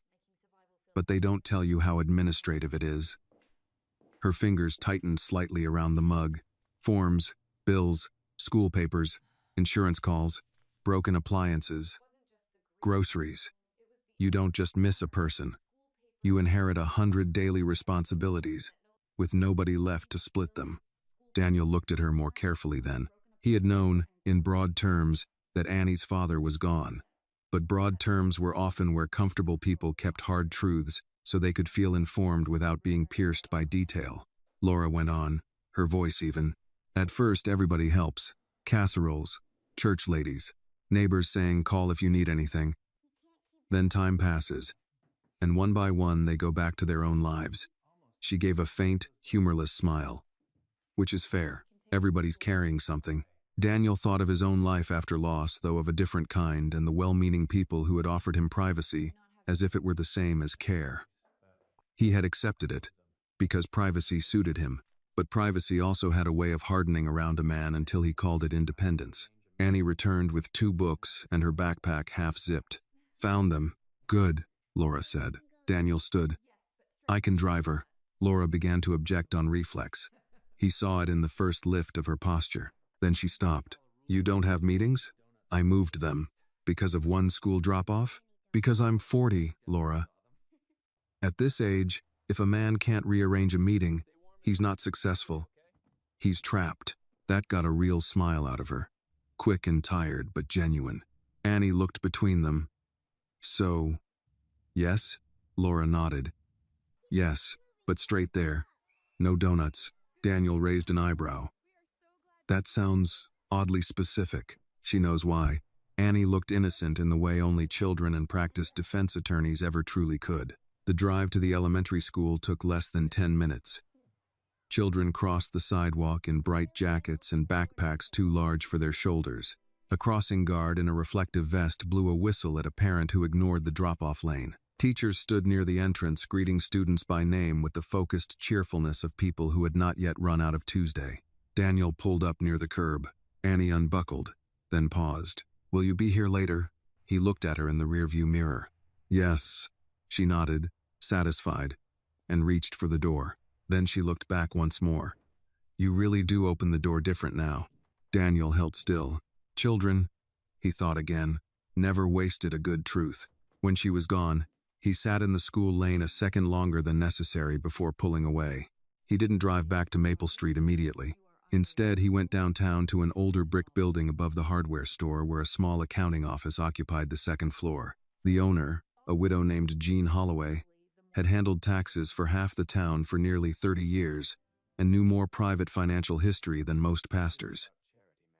Daniel had met her through a charity board. She was competent, discreet, and allergic to nonsense. When he stepped into her office, she looked up over bifocals and said, Mr. Carter, you're either in trouble or trying to solve some. Second one. Jean set down her pen. That's usually the more expensive kind. He almost smiled. I'm looking for work for someone. Smart, organized, reliable, needs seated hours and decent pay. Jean studied him. Temporary? Maybe not. Desperate? Proud. Jean nodded as if that explained far more. Those are often the people worth hiring, she said. Then, after a beat, who is she to you? Daniel thought of the hospital room, the small kitchen, the girl who had knocked twice, the woman he had once known before. Life narrowed and widened them in different directions. He answered with the truth available to him. An unfinished part of my life that showed back up at my door. Jean leaned back in her chair. Well, that sounds inconvenient.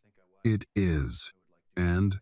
Daniel glanced out the office window at Main Street below, where people moved along the sidewalk, carrying dry cleaning, coffee, hardware bags, prescriptions, ordinary lives in ordinary weather. And I think I'd like to do right by it. Jean was quiet for a moment. Then she opened a desk drawer, took out a yellow notepad, and wrote down 3 names.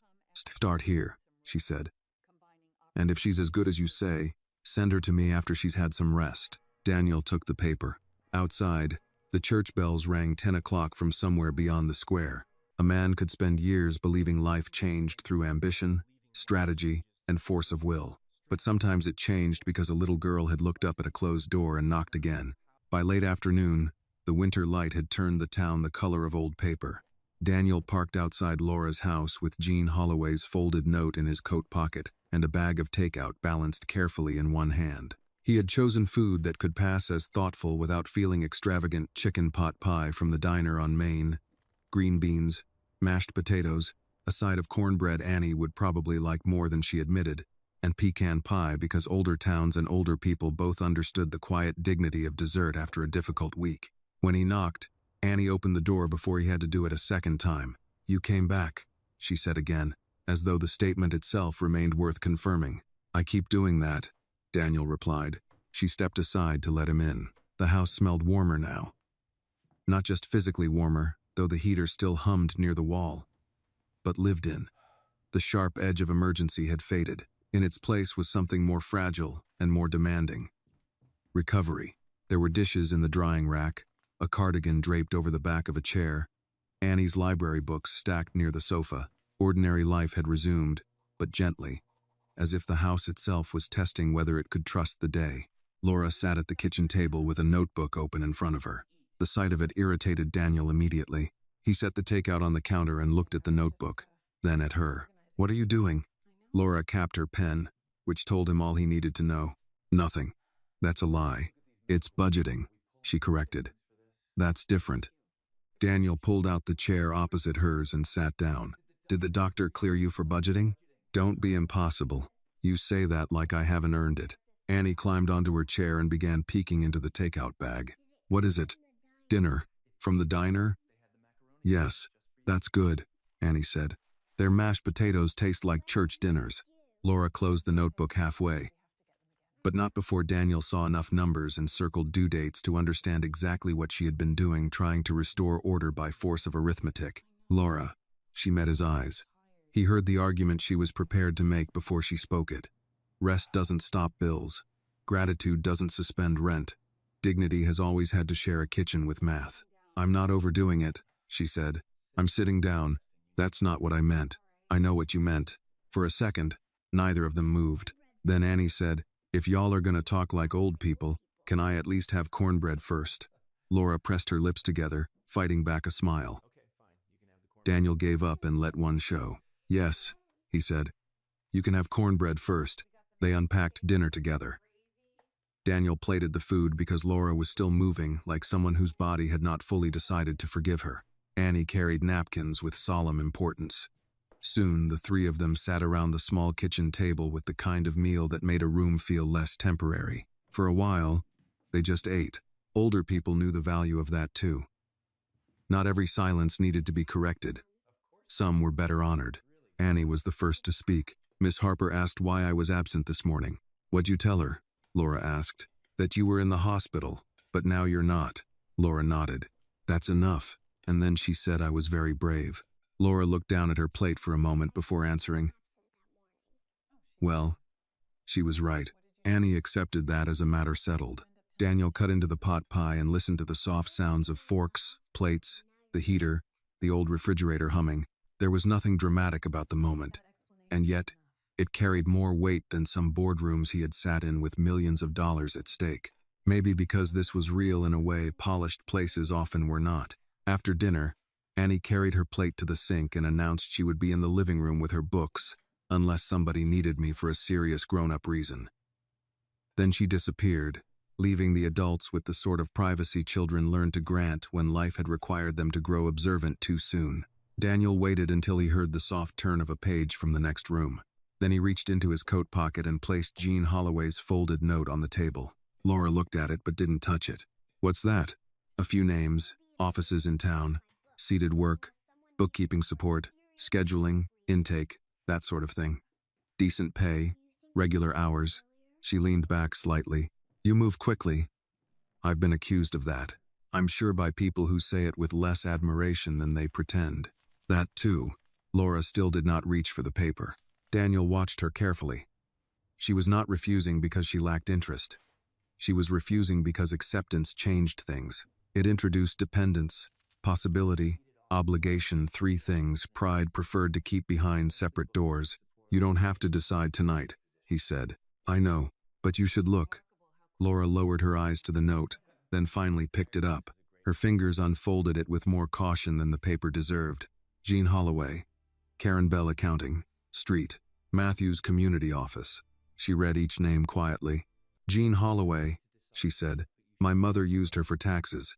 She said she remembers your family." Laura gave a small exhale. "That town never forgets anything." "No," Daniel said. "It just waits until your life circles back around." She looked up at him then, and something softened in her expression. That sounded older than 40. "I've had a long week." She almost smiled again. From the living room came Annie's voice. "Mom?"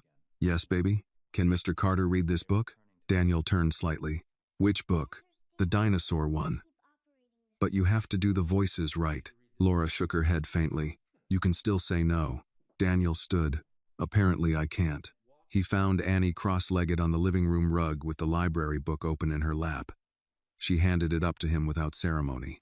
Daniel sat in the armchair nearby, a chair he had never sat in before, and began reading about a very dramatic triceratops with more commitment than any sane man should have given the assignment. Annie corrected two of his voices. Laura, from the kitchen doorway, watched the scene with one hand around a mug of tea. By the third page, Daniel became aware of something he had not felt in a very long time. Ease. Not the ease of luxury, not the ease of being obeyed, admired, or left alone. Something older, simpler. A room where no one expected him to perform success. A child who only cared whether the triceratops sounded properly offended. A woman in the doorway who knew versions of him that had existed long before headlines and board appointments. When the book ended, Annie nodded in approval. You did better than I expected. Daniel handed the book back. That sounds suspiciously like praise from your mother. It is. Laura laughed softly then, and this time the sound did not catch in her throat. Later, after Annie had gone to brush her teeth and change into pajamas, Daniel stood by the front door, putting on his coat. Laura came down the hallway slowly, stopping a few feet from him. The house had gone quiet again, in the best way, lamplight low, dishes drying, a child settling in for the night. Beyond the front window, evening had deepened across Oak Lane. A porch light glowed at the neighbors. Wind moved faintly through the bare branches overhead. Laura held Jean's folded note in one hand. I'll call her tomorrow, she said. Daniel nodded once. Good. A pause followed. Then Laura said, You know this can't become a habit. What can't? You rescuing us every time life gets mean. He looked at her for a long moment. I'm not trying to rescue you. No? No. He settled his hand on the doorknob. I'm trying to make sure you get the chance to stand back up properly. Laura absorbed that in silence. For older people, the difference mattered. Rescue could humiliate, but a steadying hand, offered at the right moment, could preserve something essential. Her voice, when she spoke again, had gone quieter. In high school, people thought you were going to leave this town and never look back. I did leave. That's not the same thing. Daniel glanced toward the living room where Annie's book now rested crookedly on the cushion. No, he said. I guess it's not. Laura looked at him in a way that asked nothing and understood too much. Good night, Daniel. Good night, Laura. He stepped out onto the porch. The cold met him at once, clean and sharp. He walked to his SUV, then stopped with his hand on the door and looked back at the house. The porch light glowed above the steps. Through the curtains, he could see the softened gold of the living room lamp. A small house. A tired house. A house that had nearly lost too much because one woman had kept going past the point where she should have had help. But tonight it looked steadier. Not fixed. Steadier. Daniel got into the SUV and sat for a moment before starting the engine. There are times in life when a man begins to understand that success was never supposed to end with him. That money, influence, and distance only become wisdom if they eventually circle back into usefulness. He had spent years building a life no one could interrupt. Now, for the first time in a long time, interruption felt a lot like purpose. The town noticed before anyone said anything out loud. Not because small towns were magical. They weren't. They were observant. There was a difference. By the second week after Laura came home from the hospital, people had begun adjusting their understanding of Oak Lane without admitting it directly. The mail carrier stayed an extra minute at the box once and asked Laura how she was feeling. Miss Green from next door finally appeared with a casserole and an apology for having slept through the night Annie had gone looking for help. The woman at the pharmacy stopped saying, "Take care now," in the automatic way people often did, and said it like she meant it. And at the elementary school, when Daniel Carter's black SUV appeared a second time in the pickup line, the crossing guard looked once, looked again, and decided there was a story there worth saving for later. Spring had not arrived yet, but winter had loosened enough for people to believe in it. Patches of old snow still clung to the edges of parking lots and shaded lawns, yet the air had changed. It carried less threat. On some afternoons, the sunlight stayed longer on porch rails and chain-link fences. The town still wore its winter coat, but the collar had opened. Laura had rested the full 5 days. That alone felt remarkable. She hated it on principle for the first 2 days, tolerated it on the third, and by the fourth had admitted quietly, and only once, that she had not realized how deeply tired she had been. Jean Holloway met with her on the sixth day and hired her for part-time office work the following Monday. It was not glamorous. Intake paperwork, filing, scheduling, phone messages, but it came with steady hours, a chair, and the rare dignity of labor that did not ask a woman to injure herself just to prove gratitude for a paycheck. Daniel told himself that should have been enough. He had helped with the gap, arranged what he could, opened a door, then stepped back. That was the sensible version of the story. But life was rarely shaped by the version that sounded most sensible in a man's own head. On a clear Thursday evening, Daniel stood in his kitchen on Maple Street, looking at the lights reflected in the windows. He had always left them on. The front hall lamp, the porch lanterns, the kitchen pendant lights, the study lamp by the glass doors. For years he had told himself it was habit, work, preference. The practical choices of a man who disliked dark corners and empty rooms. Now he knew better. Light was never neutral. It either welcomed or warned, invited or excluded, testified or hid. Daniel poured himself coffee he did not really want and stood by the counter, listening to the quiet of the house. It no longer felt the same as it had before Annie's knock. The rooms were still large, the silence still expensive, but something in the house had been corrected, and the correction made the old emptiness impossible not to notice. A knock sounded at the front door. He looked up at once, not because he expected trouble, because now he heard doors differently. When he opened it, Annie stood on the porch in a puffy blue coat, a knit hat sliding slightly over one eyebrow. Laura stood just behind her with one hand on the child's shoulder and a foil-covered pie dish balanced in the other. Daniel looked from one to the other. "What's this?" "Pecan pie," Annie said. Laura lifted the dish slightly. "A thank you that you are not allowed to refuse." Daniel stepped aside. "That sounds alarmingly specific." "It is," Laura said, walking in. "Older women in this town have been enforcing dessert diplomacy since before either of us were born." Annie went straight to the kitchen as if she had been there 100 times instead of only a few. Laura followed more slowly, still carrying herself with some carefulness but no longer with that deep invisible drag of someone running on fumes. Daniel took plates from a cabinet. "I assume there are rules attached to this pie." "Yes," Laura said. "You eat it. You do not call it unnecessary, and you do not act like helping people is a debt they're required to pay off in neat emotional installments." Daniel paused with a plate in his hand and looked at her. "That sounds less like pie and more like a legal statement." Laura smiled. "Jean says I'm getting good at paperwork." They sat at the kitchen island while Annie explained, in great detail, why the crossing guard at school had a whistle with too much attitude.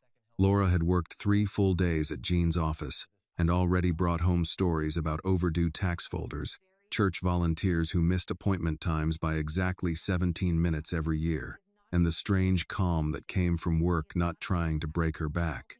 Daniel listened more than he spoke. That, too, had changed. There are seasons in a person's life when speaking feels like strength. Then, if life is kind and difficult in equal measure, there comes another season when listening begins to feel more like honor. After pie, Annie wandered into the study and returned holding the old library dinosaur book Daniel had accidentally left in the back seat days ago. "You still owe this voice one more try," she said, flipping to a marked page. Laura leaned against the doorway with her arms folded, watching as Daniel read 3 pages in a voice that made the Triceratops sound mildly insulted by civilization. Annie laughed. Not loudly, not wildly, just the clear, easy laugh of a child who had reached the far side of fear and found ordinary life still waiting there. When the reading was done and the plates were empty, Laura stepped out onto the front porch with Daniel, while Annie stood inside examining the framed photographs in the hall. The evening air carried the faint, wet scent of thawing ground. Across Maple Street, porch lights glowed in steady rows. Somewhere farther down, a dog barked once, then settled. Laura looked out over the street. This house makes more sense now. Daniel leaned one shoulder against the porch post. Because of the pie, because it sounds used. He let that sit. Inside, Annie's voice drifted through the foyer. "Is this you when you were little?" "No," Daniel called back. "That's me, looking uncomfortable at a fundraiser." Laura laughed softly, then quiet settled between them. Not empty, just full enough to matter. "You know," Laura said after a moment. For years, I told Annie that if anything ever went wrong, she should go where there was light. Daniel turned slightly. Why? Laura looked down at her hands, then out again at the street. Because darkness lies, she said. It makes people believe they're alone. Light doesn't solve everything, but it tells the truth about where to knock. He thought about the first night then. The porch, the refusal, the second knock. He had spent a long time believing that strength meant self-containment, that a safe house was one no one disrupted, that the successful thing to do was protect what he had built from unnecessary demands. But the older he got, the more he saw the poverty in that idea. A house was not noble because it was secure. A life was not meaningful because it was untouched. The best things in this country, the things older Americans still recognized when the noise died down, were rarely built out of comfort alone. They were built out of usefulness, decency, second chances, and the stubborn insistence that another person's trouble was not an inconvenience to be managed from a distance. Laura looked at him. Annie still talks about the first time you shut the door. I know. She also talks about the second time you opened it. He nodded once. I know that too. Laura studied him with the same plain honesty she had carried since high school. People don't become who they are in one moment, she said. But sometimes, one moment shows them who they've been trying not to be. Daniel looked out at the porch lights along Maple Street. A month ago, they had meant nothing to him beyond aesthetics and habit. Now he saw them as choices. Some people used light to display a house. Some used it to soften loneliness. And some, whether they meant to or not, left it burning long enough for a lost child to find the right door. Inside, Annie appeared at the threshold. Mom, can we go now? In a minute. Annie nodded and waited with surprising patience. Laura turned to Daniel one last time. You helped more than my bills, she said. You know that, right? He did not answer immediately, because older people knew some truths deserved a little room before they were spoken. Finally, he said, So did you. Laura seemed to understand exactly what he meant. She reached out then, not dramatically, not romantically, not with anything that tried to name the future before it arrived, and rested her hand briefly over his. It was a gesture of trust, of recognition, of two people no longer pretending that one hard night had left them unchanged. When she and Annie finally drove away, Daniel remained on the porch. The sky above Maple Street deepened into evening blue. One by one, lights came on in neighboring houses. A lamp in a second-floor window, a porch lantern across the street, a kitchen glow 2 homes down where someone was probably washing dishes and listening to the local news. Daniel looked back through his own open front door. Warm light filled the entryway and stretched along the hall. For years he had kept the lights on because empty rooms felt less empty that way. Now he understood something better. Light was not something a man used to keep darkness out. It was something he kept burning so that when life arrived cold, frightened, and needing mercy, it would know exactly where to knock. This story reminds us that kindness often begins with a simple choice: to open the door instead of turning away. In life, many people carry silent burdens, exhaustion, grief, financial struggle, or loneliness, and sometimes all they need is one person willing to notice and care. Daniel's greatest change did not come from his wealth, but from his willingness to respond when a child asked for help. The story teaches that true strength is not measured by success or independence, but by compassion, responsibility, and the courage to stand beside others when they are vulnerable. A single act of empathy can change not only someone else's life, but also the direction of our own. This video is a work of fiction created with the assistance of artificial intelligence. All characters, events, and situations are not real and do not represent any actual people or true stories. The content is intended for storytelling and emotional illustration only.